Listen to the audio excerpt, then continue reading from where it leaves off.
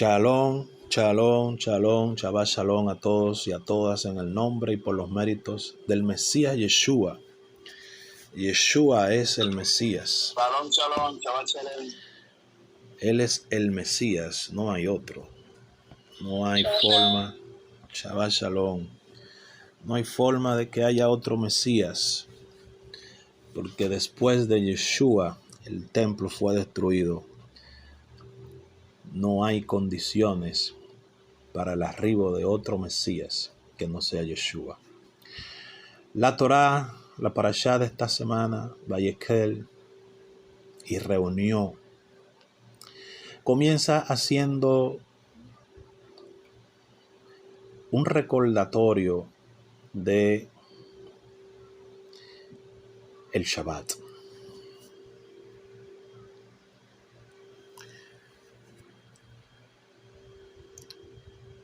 Es impresionante cómo dentro del espacio de la construcción del Mishkan, de ese lugar de conexión entre Dios y los hombres,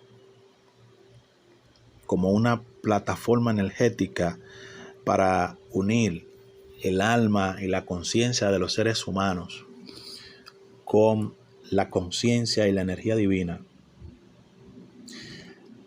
La divinidad le diga a Moisés, que hasta ese momento era la conciencia más elevada que existía en el mundo: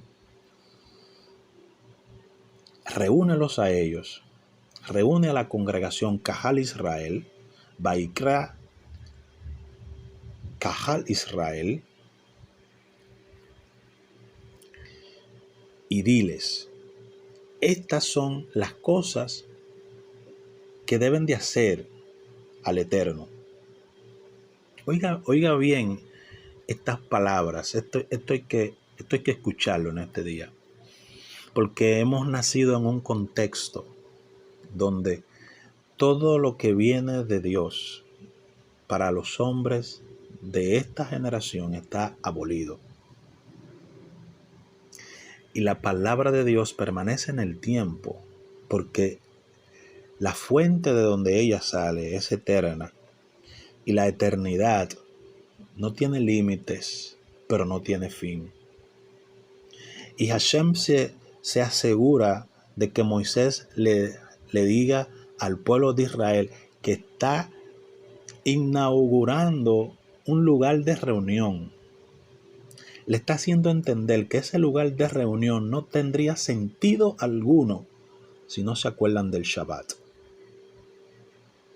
Si no se acuerdan del Shabbat. Y es impresionante que esta parashá de recordatorio de que 6 días vas a trabajar, pero el séptimo día será de reposo para Hashem, dice el texto. Es para Dios, es un día sagrado en el que tú vas a descansar para Dios, dedicado para Él, no para ti, no para el Estado, no para el gobierno, no para la oficina de impuestos sobre la renta, no para la novia, para el esposo, para la discoteca, para el restaurante, para la playa, no, para Hashem, para dándole el sentido de cuál es la razón específica, fundamental, por la cual se debe de realizar. No es para los hombres, no es para Moisés, no, es para Hashem, es para Dios. Sin embargo, el día 7 de marzo, hace ya 2 días atrás, hace alrededor de 1700 años ya, el día 7 de marzo del año 323 de la era común, 300 años después de Yeshua, 3 siglos y algo después de la muerte y resurrección de nuestro santo maestro Yeshua, Constantino, el emperador Constantino, reunió 800 obispos de todo el imperio romano de la época, a razón de que se había dado cuenta de que el crecimiento, el desarrollo de un movimiento judío en el seno de Israel se estaba expandiendo en el mundo y estaba restando recursos económicos al imperio y adeptos al imperio. Y los templos paganos se estaban quedando sin adoradores paganos porque la gente se está convirtiendo al Dios de Israel a través de las enseñanzas de los Sheliachim Hamashiach, de los seguidores, de los discípulos, de los enviados de Yeshua. Y Constantino traza un plan para no perder los adoradores a los ídolos paganos y al mismo tiempo poder integrar a el grupo que está convenciendo a los adoradores paganos a salir. Y él proclama un cambio de ley. Es interesante la posición histórica de Constantino dentro de las profecías bíblicas. Y hay que destacarlas. ¿Por qué? Porque el profeta Daniel en una de sus profecías dice que vendría alguien que se sentaría en el trono de Dios, se haría semejante a Dios y cambiaría las leyes y los tiempos. Esa profecía de Daniel, de manera progresiva, se ha ido cumpliendo en el tiempo.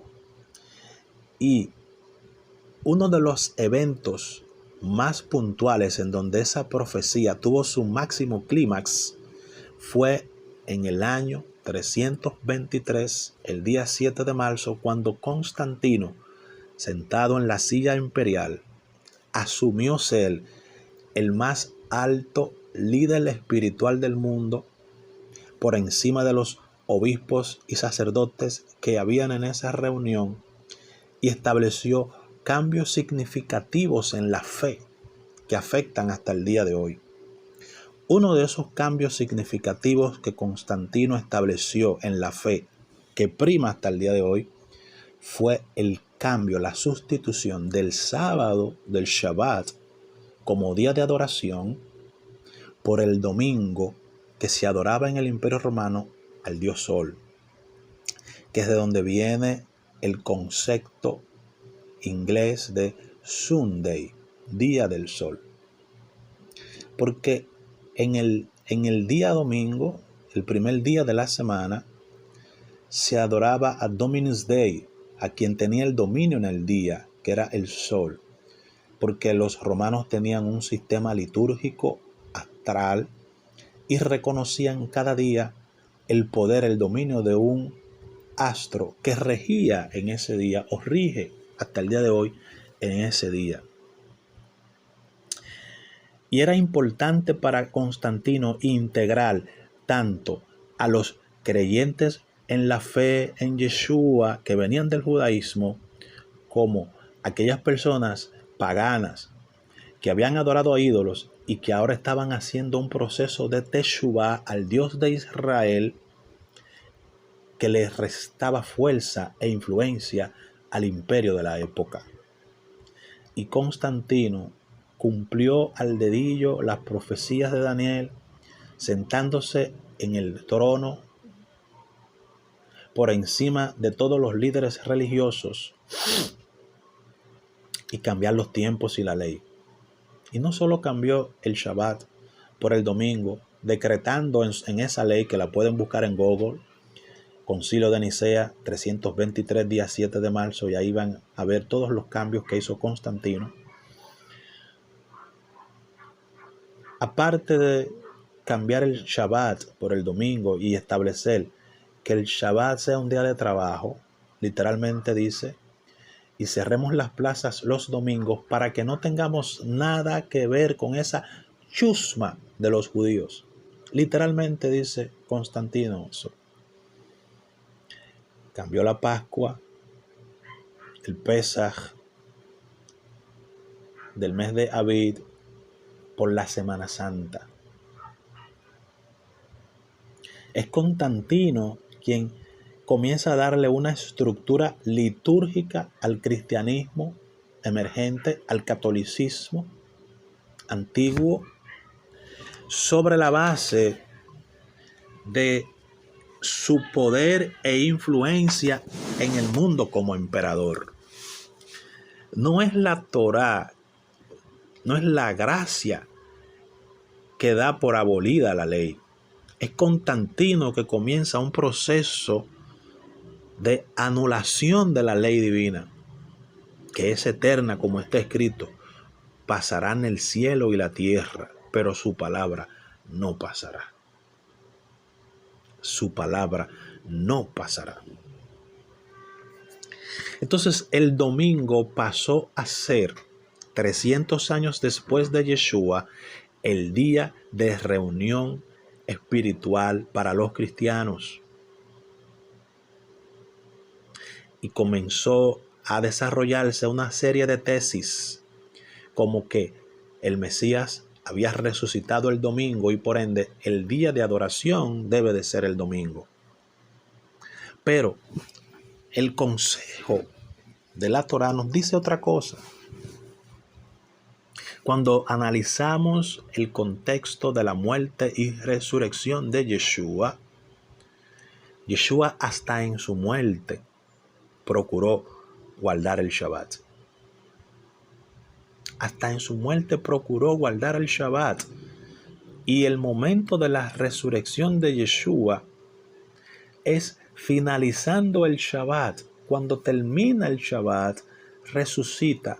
No porque el domingo es el día de adoración, sino porque el domingo es el día del inicio, es el primer día de la semana. Es el momento cuando decimos Shavua Tov, buena semana. Y es un momento en donde se comienza con nuevas energías.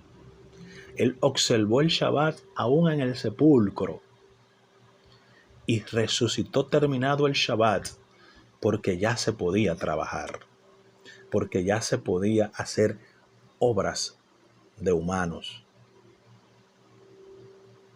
Ya podía el hombre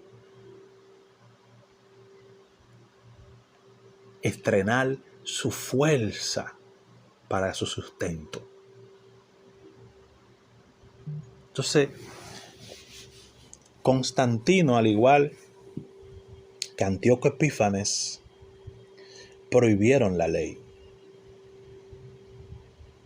Es el imperio, son los emperadores de la historia los que dan por terminada la ley. Pero Dios preserva su ley porque su ley es eterna. Su ley es eterna. Y para que el pueblo de Israel no se le olvidara eso, en el momento en el que se está desarrollando la estructura del templo, del Mishkan, de esa tienda móvil en el desierto, Hashem le dice a Moisés: dile a ellos, reúnelos y diles a ellos que estas son las cosas que yo le he ordenado. 6 días trabajarás y en el 7º descansarás, pues será día santo, es decir, dedicado al Eterno. Es decir, dedicado al Eterno. Y sigue diciendo: todo el que haga trabajo en ese día será muerto. Será muerto. Toda persona que trabaja en Shabbat espiritualmente está muriendo cada día. Espiritualmente está muriendo cada semana. Porque está en pecado. La paga del pecado es la muerte. ¿Qué es el pecado? El pecado es transgresión de la ley. Cuando una persona no guarda Shabbat, está en pecado porque el Shabbat es parte de la ley que hay que observar. Es parte de la ley. El Mesías nos redimió de la maldición de la ley, hecho por nosotros maldición, claro. Pero tú no lo has entendido como es, cristiano. Óyeme bien, cristiano, que vas a escuchar esto en YouTube. El Mesías te redimió de la maldición de la ley, hecho por ti maldición si tú guardas la ley, para salirte de las consecuencias de no cumplir la ley. Porque estar bajo la ley Estar bajo la ley significa estar bajo las consecuencias de no cumplir el reglamento de la ley. Y cuando tú cumples la ley, cuando prestas atención a la ley del Eterno, entonces ya no estás bajo la ley, no estás bajo las consecuencias de la ley, estás bajo la gracia, bajo la oportunidad de cumplir la ley, aunque te habías revelado al Eterno y el Eterno tenía que aplicarte todo el peso de la ley, y tuvo misericordia de ti en Yeshua y le aplicó el peso de la ley a Yeshua, y ahora tú eres salvo por esa gracia. Tú puedes cumplir la ley por esa gracia, porque antes no la cumplías y andabas por naturaleza como hijo de ira, lo mismo que los demás. Pero Dios, que es rico en misericordia por el gran amor con que te amó, te dio vida en Yeshua para que tú guardes la ley. ¿No ves? Ese es el planteamiento. El otro planteamiento es de los concilios ecuménicos que cambiaron los tiempos y las sazones. Y dijeron, las fiestas judías están abolidas. Sin embargo, la Torah dice que las fiestas son de Hashem. No son judías, son de Hashem. Y cuando tú celebras una fiesta del calendario romano secular, estás celebrando una fiesta que tiene su origen en el paganismo, que tiene su origen en la idolatría y que ha sido dedicada por generaciones a ídolos y a demonios. Mientras que cuando tú celebras las fiestas bíblicas, las fiestas del Eterno de Levítico 23, tú estás, número uno, andando en santidad, porque apartas un tiempo especial para el Eterno y haces un culto al Eterno, haces un servicio al Eterno, que es el verdadero culto, porque la palabra culto viene de cultura y la cultura es la expresión de un pueblo delante de su Dios. Esa es la cultura. Cuando hacemos fiestas estamos mostrando que tenemos una cultura del cielo. Cuando observamos el Shabbat, que es la fiesta menor semanal, entre todas las otras fiestas, estamos mostrando que tenemos una cultura del cielo.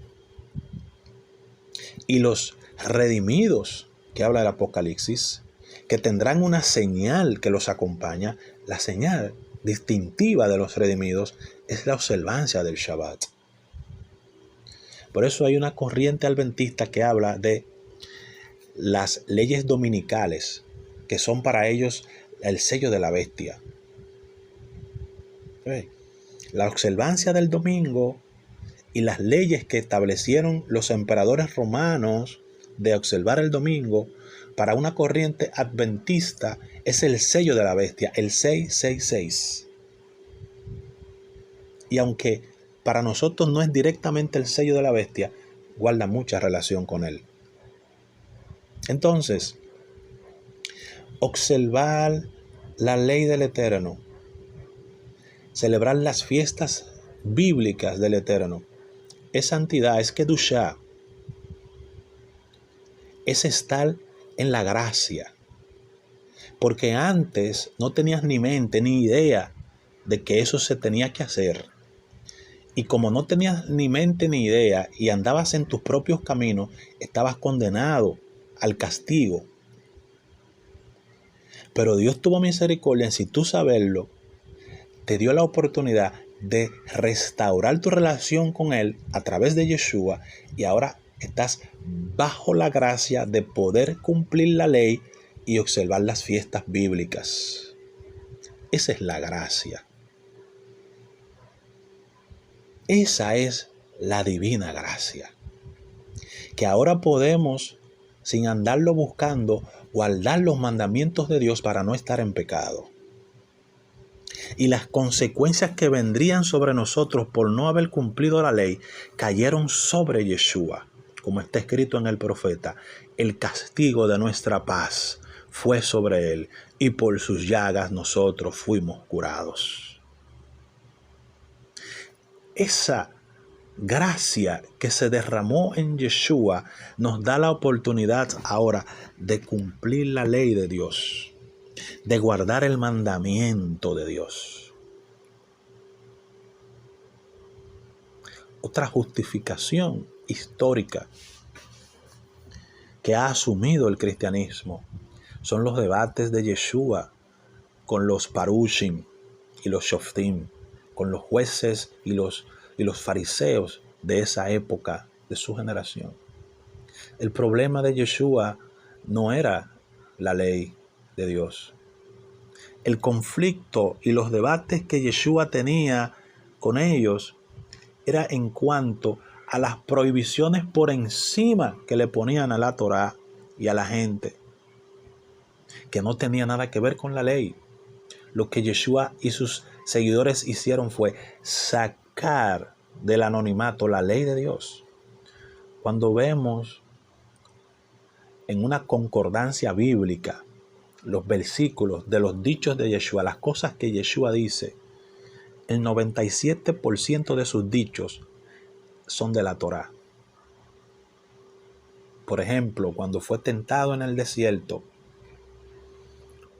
por el Satán, por la mala inclinación, que dice, no solo de pan vivirá el hombre, está citándole Deuteronomio capítulo 8. Cuando dice no tentarás al Señor tu Dios, está citando un salmo. Porque Yeshua, cuando hablaba, no citaba la carta a los Efesios, no citaba el concilio de Nicea, no citaba a Filón de Alejandría, no citaba a Aristóteles, no citaba a Platón. Yeshua citaba en sus oratorias la ley de Moisés, los salmos de David y de los hijos de Coré, los escritos de Salomón, los libros históricos de Israel. La Biblia, el Nuevo Testamento no existía cuando Yeshua enseñó. El Nuevo Testamento no existía cuando Pablo enseñó. El cristianismo no existía cuando Yeshua y sus discípulos enseñaron en su generación. El cristianismo surge 300 tantos años después como una forma de controlar, como una forma de recaudación de fondos, como una forma de expandir las ideas paganas que ya existían en el mundo. Y como ese era la ola del momento, el judaísmo nexarita, las enseñanzas de Yeshua, se montaron en ellas para sacarle provecho. Pero la congregación reunida, los que se reúnen en YouTube, los que se reúnen en una casa de estudio, tienen que saber que estas son las leyes de Hashem. Esta es la Torá de Hashem, no de Moisés, no de Constantino, no de Platón, no de Filón. Es la Torá de Hashem. Es la ley de Dios. Y hacemos bien en cumplirla. Hacemos bien en ponerla por obra.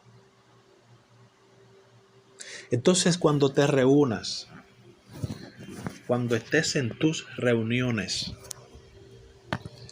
espirituales, familiares, sociales, recuérdale a la gente que la Torá, que la Biblia, la ley de Dios es eterna.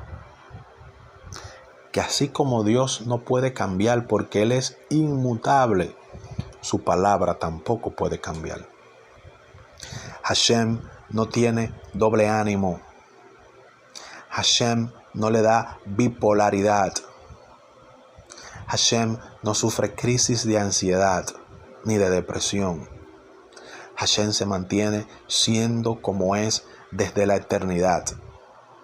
Como decimos en nuestros rezos cada mañana, tú eres uno y único antes de haber creado el mundo y eres uno y único después que lo creaste.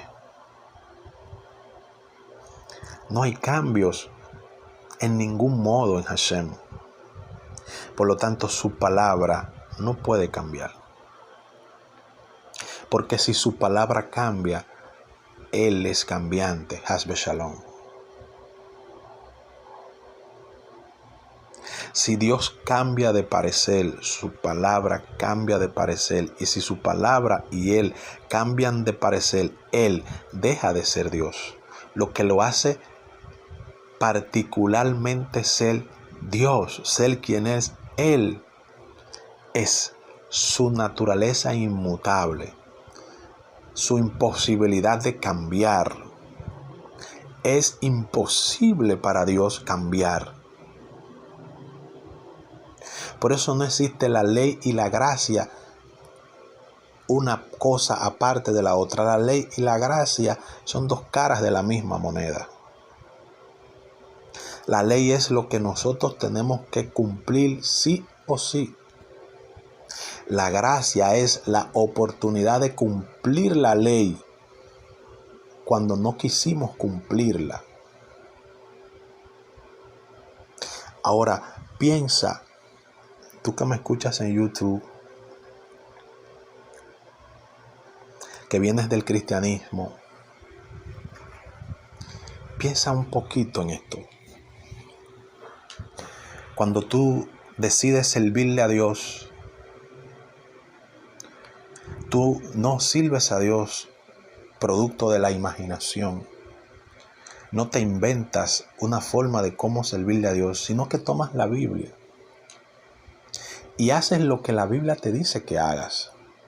Y cada vez que tú te ves en la posibilidad de robarle a alguien y dices, no puedo hacer eso porque ofendo a Dios, estás cumpliendo la ley. Cada vez que tú dices, no puedo fornicar, no puedo mentir, no me puedo embriagar, estás cumpliendo la ley. Vives en la gracia, sí, pero porque cumples la ley. Si no cumplieras la ley, la gracia se convirtiera en desgracia. La pena capital, la muerte, vendría sobre ti automáticamente, porque estás pisoteando la muerte y resurrección del Hijo de Dios, Yeshua HaMashiach. Porque la muerte de Yeshua para los creyentes, para los gentiles específicamente, es para abrirle la oportunidad de guardar los mandamientos de Dios para corregir sus vidas. Está escrito en el libro de los Hechos, en el capítulo 15, que los discípulos de Yeshua se reunieron para debatir qué iban a hacer con los gentiles, porque se estaban convirtiendo en masa al Dios de Yeshua, al Dios de Israel. Y había un debate, cuáles cosas tenían ellos que cumplir para ser aceptos delante de Dios. Y había un grupo que decía, tienen que guardar estos principios espirituales. Y otro grupo decía, no, tienen que cumplir estos principios. Y Santiago, hermano de Yeshua, escuchaba celosamente, con discernimiento, las posiciones diversas que habían en la reunión. Y tomando la palabra dijo, por lo cual yo juzgo que no se inquiete a los que de entre los gentiles se convierten al Dios de Israel, sino que se les ordene por carta que se guarden de idolatría, de lo sacrificado a los ídolos, de fornicación y ahogado. 4 mandamientos de la Torá. Y no se queda ahí, dice algo muy interesante. Porque Moisés tiene ciertamente quien lo predique en cada Shabbat en la sinagoga. ¿Te ven la conexión del mandamiento y el Shabbat? En pocas palabras, lo que Santiago le está diciendo por carta a los gentiles que se convierten al Dios de Israel a través de los méritos de Yeshua es: ustedes tienen que guardar estos mandamientos que son un distintivo de que un gentil se ha convertido de verdad. Esos 4 principales mandamientos que le menciona Santiago es el estilo de conducta de las naciones gentiles en ese momento, en esa generación. Para los gentiles en esa generación era natural la idolatría, sacrificar a los ídolos, la fornicación, tener relaciones con animales, tener relaciones hombres con hombres, mujeres con mujeres, masturbación y ahogado, matar los animales y así moribundo, ahogándose en su sangre, comérselo. Eso era algo natural, era un deporte en esa generación, en generaciones antiguas, desde el tiempo de Noé. Entonces Santiago está juzgando, diciendo: si ustedes hacen esas 4 cosas de inicio, ustedes están mostrando que se han convertido. Entonces le damos entrada a los servicios de Shabbat, porque no es el domingo.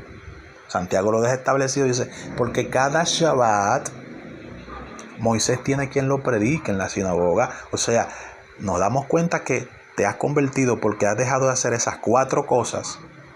Estás cumpliendo la ley para los gentiles. Y entonces ahora cada Shabbat tú vas a ir aprendiendo lo que dice la ley de Moisés, que es la Torá de Dios, sobre los otros aspectos de la vida. Eso es una gracia que Dios le da a los gentiles. Por eso Santiago dice: nos parece bien al Espíritu Santo y a nosotros que se haga eso.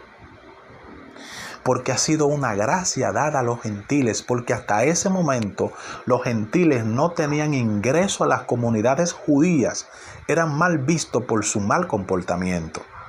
Y un judío no quería juntarse con un gentil para no contaminarse, porque el estilo de vida del gentil era terrible. Por eso el apóstol Pablo, que estuvo presente en esa reunión, después le dice a los efesios: él derribó la pared intermedia de separación y de los 2 pueblos, o sea, judíos y gentiles, hizo uno.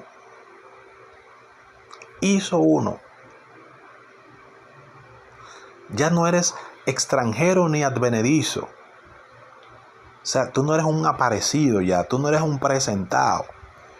Eres conciudadano de los santos y miembros de la familia de la fe, edificados sobre el fundamento de los apóstoles y profetas, siendo la principal piedra del ángulo Yeshua HaMashiach mismo. No son los concilios los que rigen la vida del creyente.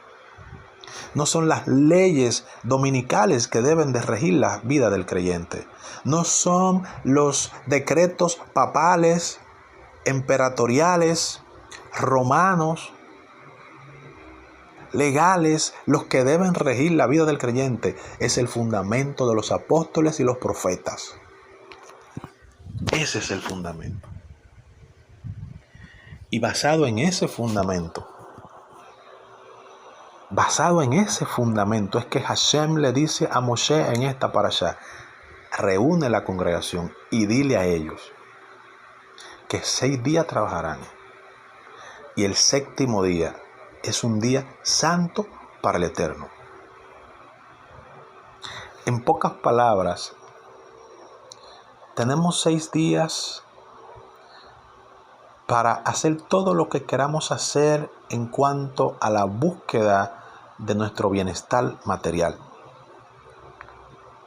Y tenemos un día para estudiar y aprender cuáles son los mecanismos espirituales para traer ese sustento los 6 días de la semana. Por eso es que está escrito en la ley, en el Talmud, que el sustento, la provisión, la paranasá, depende de la observancia del Shabbat. Pero el cristianismo histórico No estos evangélicos que andan por ahí ahora caminando, que no saben absolutamente nada de la historia, cómo se estructuró el pensamiento cristiano a sangre, a fuego, a quema de libros, quema de personas, ahorcando personas, persiguiendo personas, para establecer sus principios y engañar al mundo. Ellos no saben nada de eso. Para ellos, el Shabbat es legalismo. Para ellos, el Shabbat es obsoleto. Pero para nosotros, los que hemos creído, el Shabbat es vida y bendición de Dios. Porque estamos en el verdadero y la fe en Yeshua nos ha acercado a Dios para guardar Shabbat, para celebrar la fiesta y para guardar los mandamientos que han sido dados una vez a los hombres. Ese es el camino. Ese es el servicio divino que todo hombre y mujer debe de realizar. No existe más. No hay otro camino.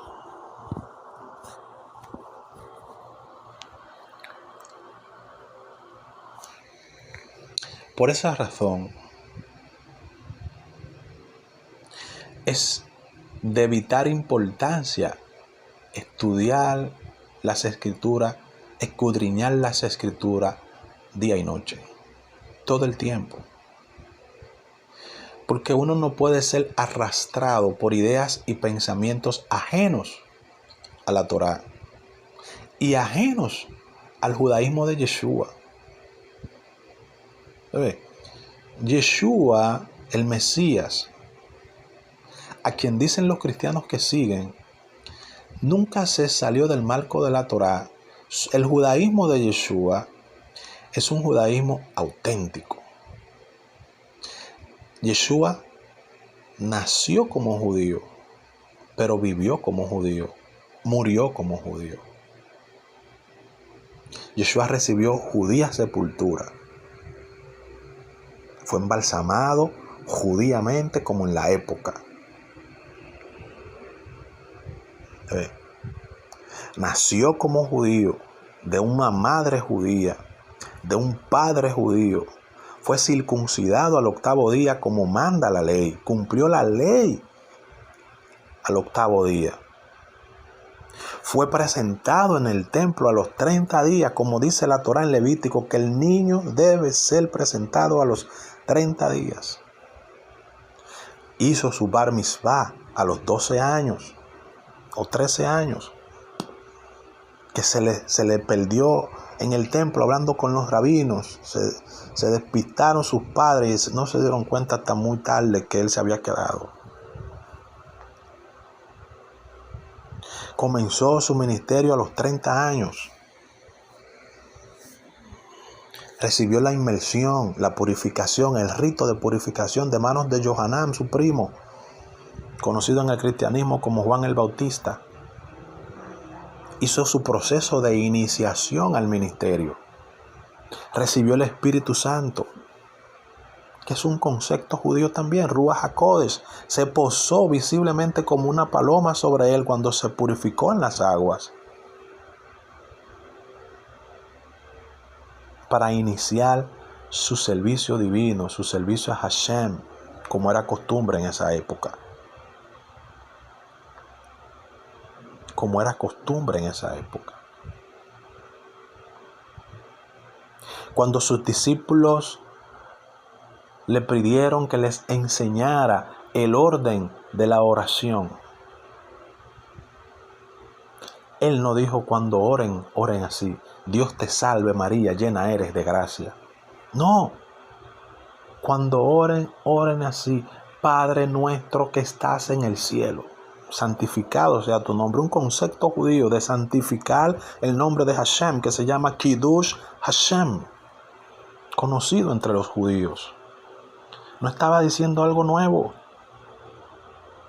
Avinu Shabbat Shamayi y Kadashimcha.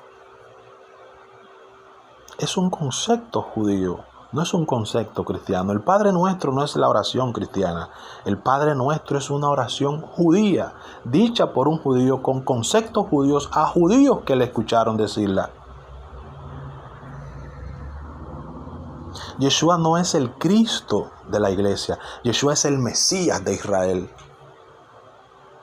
Yeshua es el Mesías de Israel. Los discípulos de Yeshua no fueron los primeros cristianos. Los discípulos de Yeshua fueron judíos nezaritas. Los primeros judíos que identificaron que Yeshua es el Mesías. Que Dios había cumplido las promesas dadas por los profetas a su pueblo Israel. Los 12 discípulos son testigos oculares del cumplimiento profético cuando dijo el profeta Moshe: Dios ciertamente les visitará y un profeta como yo levantará de entre sus hermanos. Escúchenlo a él. Por eso dicen 2 discípulos: hemos encontrado al Mesías de quien habló Moisés. No habían encontrado a Dios porque a Dios ya lo tenían. Encontraron al Mesías que Dios había prometido, hijo de David. El cristianismo conciliar cambió los tiempos, cambió las leyes, cambió las reglas del juego. Le cambió hasta la ropa y el nombre al Mesías. Le llamaron Jesús en honor a Zeus. Le llamaron Cristo en honor a Osiris. Le vistieron con ropas romanas, una bata blanca y un corazón rojo en el centro, con la cara de Marco Antonio, Marco Polo.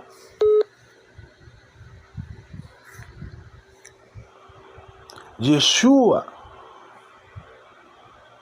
es el hijo de David. Yeshua es el hijo de Abraham. Yeshua es el hijo de Adán. Yeshua no es hijo de los concilios romanos y católicos.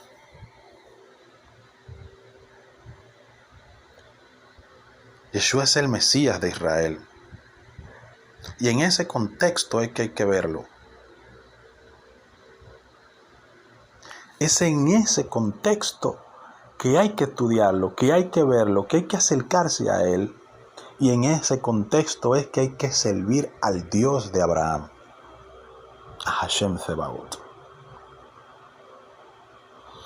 Entonces, el momento, el día de expresar esa situación, de expresar esa fe, esa creencia, ese servicio, es el séptimo día. Es el séptimo día. Y es muy interesante para finalizar por hoy esta enseñanza, que la Torá vuelva a relacionar el tabernáculo y el Shabbat. Es muy interesante. La Torá los relaciona. En estos días lo hemos visto por lo menos 2 o 3 veces que hablando del tabernáculo, la Torá habla del Shabbat. ¿Por qué?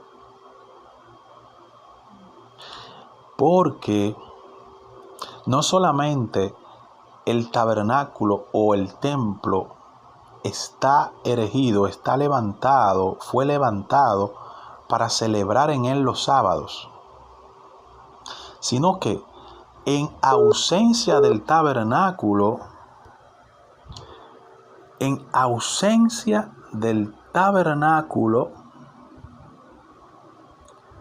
el Shabbat toma su lugar.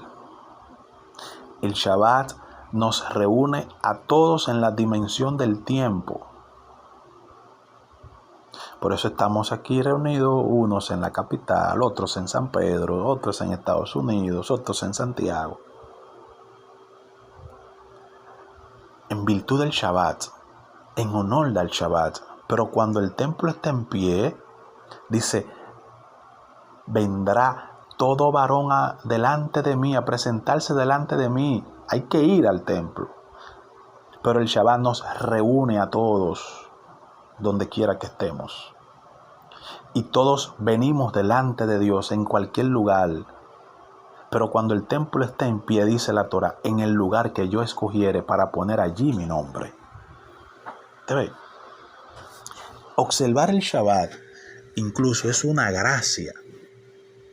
Y que un gentil pueda celebrar el Shabbat es aún mayor la gracia. Por eso está escrito en los Romanos, donde abundó el pecado, sobreabundó la gracia. Mientras más pecador es el gentil y tiene la oportunidad de arrepentirse y venir a guardar la Torah, la gracia es mayor sobre él. Porque no tenía ninguna vinculación con la liturgia que Dios estableció y ahora ha entrado en el camino y puede disfrutar de la liturgia que él no escuchó que se había entregado. Por eso dice la Torah, Shema Israel, escucha a Israel, porque el gentil no le ha sido dado que escuche. ¿Ve? Shema Israel, escucha a Israel. Es Israel el que escucha el mandamiento.